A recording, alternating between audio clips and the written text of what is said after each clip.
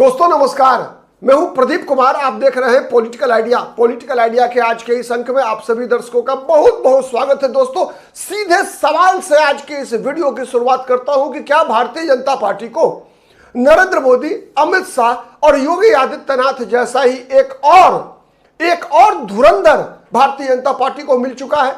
दोस्तों भारतीय जनता पार्टी का यह धुरंधर, जिसे आज से 2 साल पहले तक राष्ट्रीय स्तर पर तो कम से कम कोई नहीं जानता था, लेकिन आज यह धुरंधर अपने राज्य की सीमाओं को पार करता हुआ दूसरे राज्य में भी भारतीय जनता पार्टी के विजय की पटकथा लिख रहा है।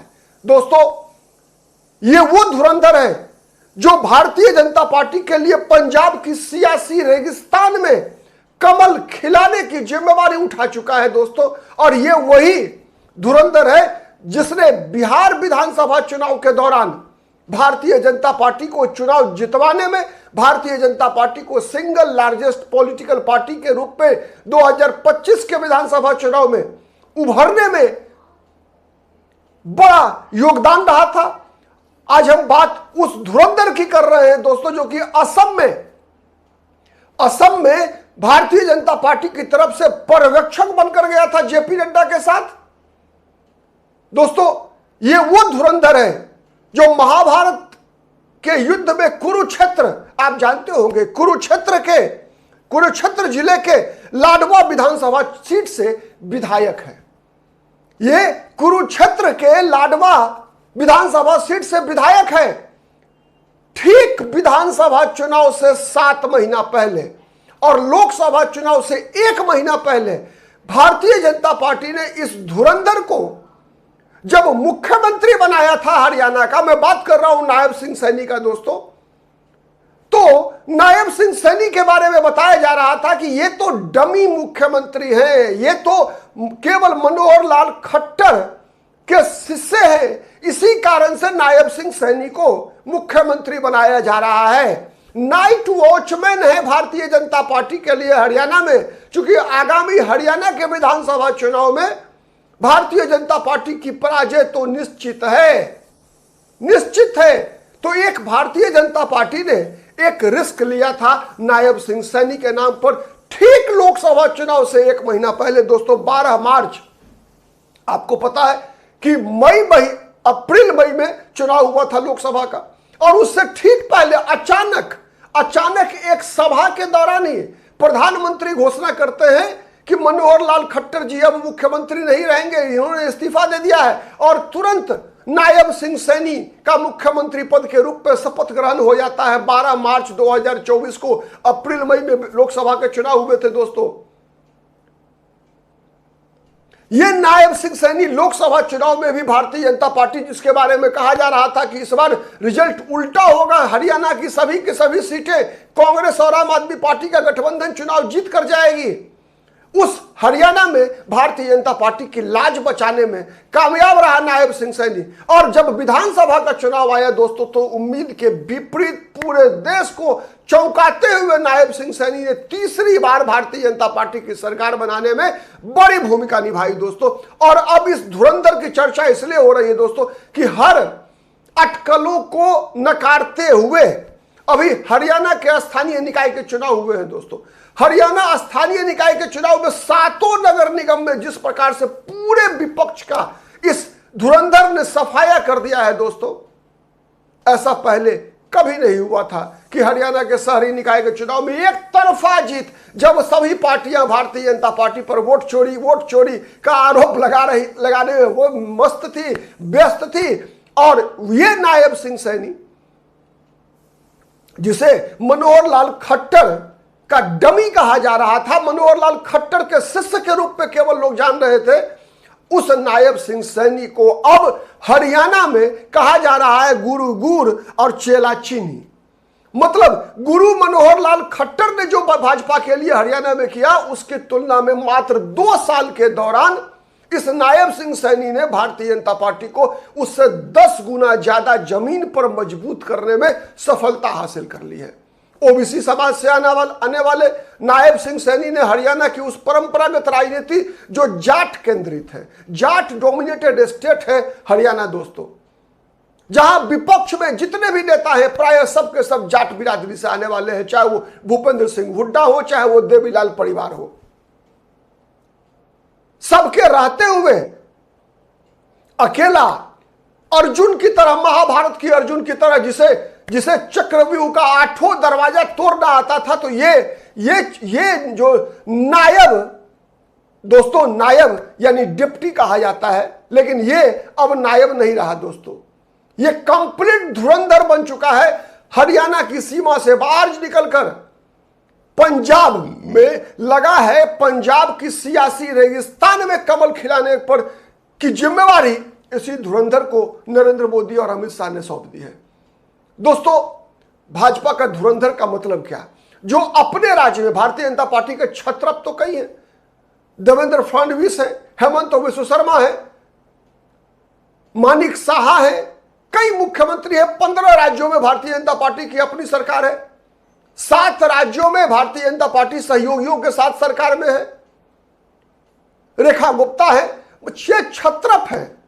मोहन यादव है मध्य प्रदेश में, राजस्थान में भजन लाल शर्मा है, छत्तीसगढ़ में मोहन चंद्र विष्णुदेव साय है, ठीक है, तो मोहन चंद्र मांझी है, उड़ीसा में छत्रप है। इनकी डिमांड इनके राज्य के अलावे, एक योगी आदित्यनाथ के अलावे नहीं है। लेकिन नायब सिंह सैनी भारतीय जनता पार्टी के वो मुख्यमंत्री हैं दोस्तों, भूपेंद्र पटेल की डिमांड नहीं है अपने राज्य के बाहर, लेकिन नायब सिंह सैनी हरियाणा जैसा ही प्रभाव पंजाब में छोड़ रहे हैं भारतीय जनता पार्टी के जीत की, भारतीय जनता पार्टी के संगठनात्मक विस्तार की, भारतीय जनता पार्टी के चुनावी संभावनाओं को किस प्रकार से मजबूत कर रहे हैं, उसका प्रत्यक्ष प्रमाण है दोस्तों कि भारतीय जनता पार्टी में विगत दिनों जितने भी नेता, यहां तक कि भगवंत सिंह मान के मौसेरे भाई ज्ञान सिंह मान भी बीजेपी में शामिल हुए, इन सब के पीछे अगर कोई उसकी स्क्रिप्ट लिख रहा है तो वो नाम है नायब सिंह सैनी का। दोस्तों, नायब सिंह सैनी आज हरियाणा के मुख्यमंत्री हैं, लेकिन पंजाब में भारतीय जनता पार्टी के लिए एक बड़ी ताकत के रूप में उभर कर आए हैं। इनकी माताश्री नायब सिंह सैनी की पंजाब से आती है। पंजाब और हरियाणा कहा जाता है एक आम के दो कतरे हैं। एक ही राज्य का बंटवारा करके अलग अलग राज्यों में विभाजन हुआ था, पंजाब का ही अंग रहा है हरियाणा। दोस्तों, बेटी और रोटी का संबंध रहा है हरियाणा और पंजाब में। कई ऐसी बिरादरियां पंजाब में है जिसका हरियाणा के साथ प्राकृतिक संबंध है। दोस्तों, जिस बिरादरी से आते हैं नायब सिंह सैनी, उसका भी एक साइजेबल चंक ऑफ वोट है। लेकिन उससे बड़ी बात क्या है? उससे बड़ी बात है कि एक रणनीतिकार के रूप में, एक अर्जुन के रूप में, चक्रव्यूह तोड़ने वाला, भेदने वाला, एक भारतीय जनता पार्टी के धुरंधर के रूप में जिस प्रकार से रणनीति बनाते हुए दिख रहे हैं नायब सिंह सैनी, ये भारतीय जनता पार्टी के लिए एक पंजाब चुनाव में एक बहुत बड़ा एसेट होने जा रहा है। दोस्तों, हरियाणा में तो साबित हो गया कि न तो ये नाइट वॉचमैन थे, न ये डमी थे। हरियाणा में जिस प्रकार से विधानसभा चुनाव में भारतीय जनता पार्टी को तीसरी बार जिताया, और अब यह स्थानीय निकाय का चुनाव। दोस्तों, आप यकीन मानिए कि हरियाणा भी भारतीय जनता पार्टी के लिए गुजरात जैसा एक राज्य बन चुका है। जमीन पर भारतीय जनता पार्टी को जितना मजबूत नायब सिंह सैनी ने किया है विगत 2 वर्षों के दौरान, जितने आम कार्यकर्ताओं के लिए जितने ज्यादा सर्वसुलभ नायब सिंह सैनी साबित हुए हैं, उतना अधिक सर्वसुलभ एक प्रचारक जीवन जीने वाले मनोहर लाल खट्टर भी मुख्यमंत्री बनने के बाद भारतीय जनता पार्टी के कार्यकर्ताओं के लिए, बीजेपी के नेताओं के लिए, बीजेपी के विधायकों के लिए, बीजेपी से जुड़े हुए जनप्रतिनिधियों के लिए मनोहर लाल खट्टर भी नहीं हो सके थे। और एक प्रशासक के रूप में, एक एडमिनिस्ट्रेटर के रूप में नीतियों को जमीन पर पहुंचाने में जितना हरियाणा में सफल हुए नायब सिंह सैनी, उतना मनोहर लाल खट्टर भी नहीं हुए थे। दोस्तों, भ्रष्टाचार के खिलाफ जीरो टॉलरेंस को जमीन पर पहुंचाने में जितना नायब सिंह सैनी सफल हुए हैं दोस्तों, मैं बात इंटेंशन की नहीं कर रहा, मैं बात सफलता की कर रहा। जितना सफल हुए हैं नायब सिंह सैनी, शायद इससे पहले मनोहर लाल खट्टर भी नहीं हुए थे। और ऐसे ही कारनामों के कारण आज नायब सिंह सैनी मनोहर लाल खट्टर की परछाई से मुक्त हो चुके हैं। अब कोई भी नायब सिंह सैनी को मनोहर लाल खट्टर का शिष्य नहीं कहता। और आने वाला समय ऐसा हो सकता है दोस्तों, जब नायब सिंह सैनी के बारे में कहा जाए कि नायब सिंह सैनी के गुरु मनोहर लाल खट्टर हुआ करते थे, जिसकी तमन्ना हर गुरु को होती है। दोस्तों, जब इन्हें मुख्यमंत्री बनाया गया था तो सत्ता विरोधी लहर, मनोहर लाल खट्टर विरोधी लहर चल रही थी हरियाणा में। और वही कारण था दोस्तों जो मनोहर लाल खट्टर को इस्तीफा देना पड़ा था। और फिर 2024 के लोकसभा चुनाव में उसी लोकसभा सीट से मनोहर लाल खट्टर लोकसभा के लिए चुने गए, जो सीट विधानसभा चुनाव में करनाल से लड़ा करते थे मनोहर लाल खट्टर। तो विधानसभा सीट जिससे इस्तीफा दिया था, उसी सीट से उपचुनाव लड़े थे नायब सिंह सैनी। लेकिन फिर वो कहां चले गए? फिर अपने कुरुक्षेत्र वापस हो गए। तो कुरुक्षेत्र का यह अर्जुन भारतीय जनता पार्टी के लिए न केवल पंजाब में मित्रों, पंजाब तो पड़ोसी राज्य है, उत्तर प्रदेश के विधानसभा चुनाव में भी बड़ी भूमिका बनने वाली है दोस्तों। क्यों बनने वाली है उसका कारण समझिए।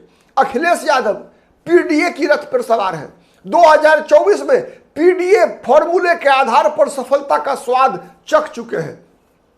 यद्यपि भारतीय जनता पार्टी के पास कुशवाहा मौर्य सैनी शाक्य समाज के नेता के रूप में केशव प्रसाद मौर्य हैं, वहां डिप्टी सीएम हैं। लेकिन नायब सिंह सैनी का जादू अलग है। नायब सिंह सैनी का अलग जादू है दोस्तों। मैं एक उदाहरण बता रहा हूं आपको। नायब सिंह सैनी ने एक संभावना व्यक्त की थी पिछले वर्ष, ठीक 1 साल पहले, जब बिहार में सम्राट चौधरी भाजपा के मुख्यमंत्री बने। 1 साल पहले, ठीक 1 साल पहले मुख्यमंत्री बनने से एक वीडियो वायरल है दोस्तों, आप यूट्यूब पर सर्च कर लीजिए। नायब सिंह सैनी का वो वीडियो वायरल है जब कहा जा रहा है कि सम्राट चौधरी बिहार के मुख्यमंत्री बनने वाले हैं। और वो साल भर के अंदर वो साबित हो गया, सम्राट चौधरी बिहार में मुख्यमंत्री बन गए।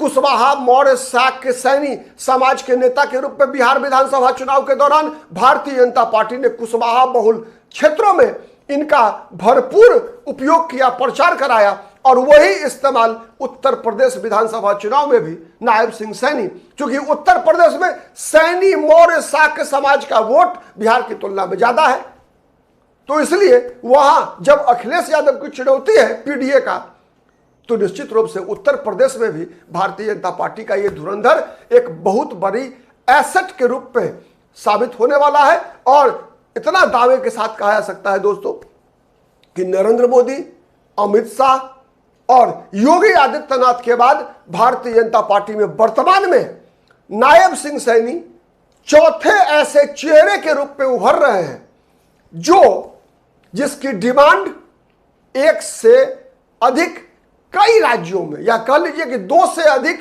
कई अन्य राज्यों में जिसकी डिमांड भारतीय जनता पार्टी के उम्मीदवार करते हैं हर चुनाव में। और आने वाले दिनों में जिस प्रकार की, जिसे हम संकेत निकल कर आ रहा है दोस्तों, आगे के दिनों में शायद इसमें और बढ़ोतरी ही होने वाली है। आप क्या सोचते हैं कमेंट करके बताइएगा।